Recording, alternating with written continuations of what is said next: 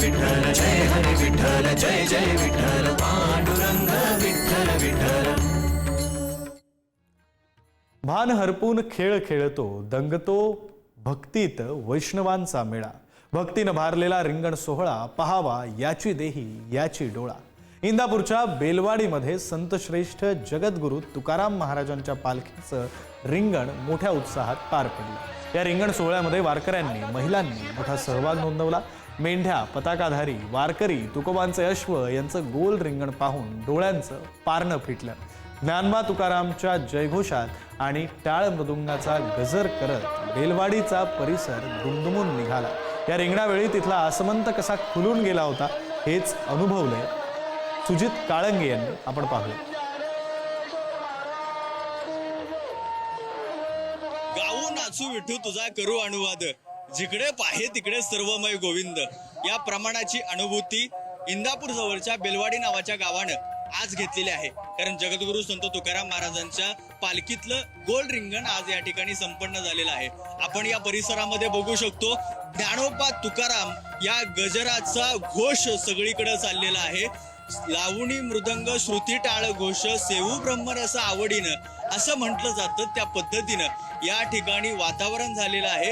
हे सगळी जी मंडळ आहे कुणीतरी हातामध्ये टाळ घेऊन, कुणीतरी हातामध्ये पताका घेऊन, कुणीतरी टाळ्या वाजवत तर कुणीतरी मृदंग वाजवत या ठिकाणी आपला आनंद व्यक्त करण्याचं काम करत आहे। गात जागा प्रेम मागा विठ्ठला असं ज्या पद्धतीनं म्हटलं जातं त्या पद्धतीनं प्रेम मागण्याचा सोहळा जर कोणता असेल तर तो हा सोहळा हा रिंगण सोहळा असतो असं प्रत्येक माणसाला वाटतं। म्हणून या ठिकाणी प्रत्येक व्यक्ती येते, वारकरी येतो आणि मग ज्यावेळी अश्व धावतात, एक स्वाराचा अश्व आणि एक जगद्गुरू संत तुकाराम महाराजांच्या पादुकांचा अश्व आहे, तो अश्व धावल्यानंतर त्या अश्वाच्या पायाखालची माती स्वतःच्या कपाळाला लावण्यासाठी हे सगळे वारकरी आहेत ते प्रयत्न करत असतात। आणि म्हणून त्या ठिकाणी या सगळ्या वारकऱ्यांना ती गोष्ट प्रचंड आनंदाची वाटत असते। ही आनंदाची गोष्ट आज बेलवाडी या गावामध्ये वारकऱ्यांनी ग्रामस्थांनी अनुभवलेली आहे। कॅमेरामॅन सुरेश सावंतसह सुजित काळंगे, पुढारी न्यूज, इंदापूर। माऊलींची पालखी पंढरपूरच्या दिशेनं वाटचाल करते। या वाटेत माऊलींच्या पालखीचं जागोजागी मोठ्या उत्साहात भक्तिभावात स्वागत केलं जात आहे।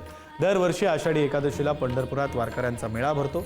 लाखो वारकरी आपलं घरदार सोडून मुखी विठुरायाचं नाम घेऊन पायी चालत निघालेत। संत ज्ञानेश्वर महाराजांच्या पादुका तरड गावातून फलटणकडे मार्गस्थ झाले।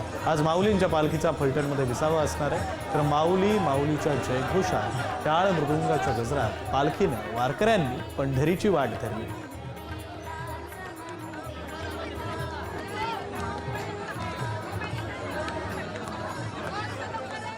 जालना जिल्ह्याचा आराध्य दैवत आणि प्रति पंढरपूर अशी ओळख असलेल्या श्री आनंदी स्वामी महाराजांच्या आषाढी यात्रा उत्सवाला सुरुवात होणार आहे। त्यानिमित्त मंदिर प्रशासनाकडून मंदिराला आकर्षक सजावट करण्यात आली। सुमारे 300 वर्षांची परंपरा असलेला हा महोत्सव 7 दिवस चालतो।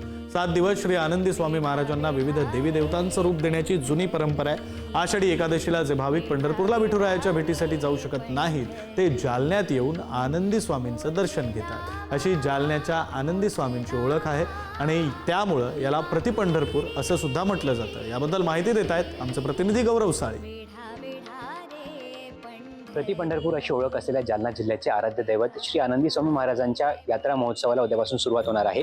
आषाढी यात्रा महोत्सवाला उद्यापासून सुरुवात होणार असून आता मंदिराची जी तयारी आहे ती अंतिम टप्प्यात सुरू आहे आणि उद्यापासून या ठिकाणी भाविकांची गर्दी पाहायला मिळणार आहे। आषाढी यात्रा महोत्सवाचं नेमकं विशेष महत्त्व म्हणजे जालन्याचे आनंदी स्वामी महाराज आणि या ठिकाणी अशी आख्यायिका आहे की जे भाविक आषाढी एकादशीला पंढरपूरला जाऊन पांडुरंगाचं दर्शन घेऊ शकत नाही ते या ठिकाणी आनंदी स्वामी महाराजांचं दर्शन घेतात आणि आपलं घराणं जे आहे ते या ठिकाणी आषाढी एकादशीला आनंदी स्वामी महाराजांपुढे मांडतात अशी या ठिकाणची आख्यायिका आहे। आणि गेल्या 300 वर्षांपासून ही परंपरा जी आहे ती आस्थागायत सुरू आहे। आपल्यासोबत या मंदिराचे महाराज आहेत। महाराज काय सांगणार की सुमारे 300 वर्षांपूर्वीची जी परंपरा आहे ती आज देखील सुरू आहे? आनंदी स्वामी देवस्थानचा वंश परंपरा मालक असून आमची पिढीचा ते आनंदी स्वामी महाराजांची सेवा चालत आलेली आहे आणि आनंदी स्वामी महाराजांचा हा जो उत्सव आहे हा 1726 पासून चालत आलेला आहे। हा 300 ते 350 वर्ष झाली या उत्सवाला। इथं भाविक मोठ्या प्रमाणावर येत असतात आणि 7 दिवस ह्या दर्शनाचा लाभ घेतात. आणि आषाढी एकादशीला फार मोठी यात्रा भरते आणि पालखी निघते. आनंदी स्वामी महाराज भव्य पालखी, चांदीची पालखी असून नगर प्रदक्षिणा करते आणि रात्री 12 ते 1 वाजे दरम्यान आरती होती. 7 दिवस आनंदी स्वामी महाराजांना विविध देवी देवतांचे अवतार देखील दिले जातात. त्याचबरोबर हिंदू मुस्लिम एकतेचं प्रतीक म्हणून या पालखीकडे बघितलं जातं. काय हो, सांगता? आणि सर्व स्तरातले हिंदू असो की मुसलमान कोणी असो, या आनंदी स्वामी महाराजांच्या पालखीच्या सर्व भक्तांचं ते सत्कार करतात आणि टावेल आणि रुमाल देऊन आमचं स्वागत करतात. आम्ही त्यांचे टावेल आणि मुस्लिम समाजाचे स्वागत करतो. उद्यापासून पुढील 7 दिवस या ठिकाणी यात्रा महोत्सव जो आहे तो सध्या चालणार आहे आणि या ठिकाणी मंदिर प्रशासनाने योग्य ती तयारी केल्याचं पाहायला मिळत आहे. गौरव साळी, पुढारी न्यूज, जालना.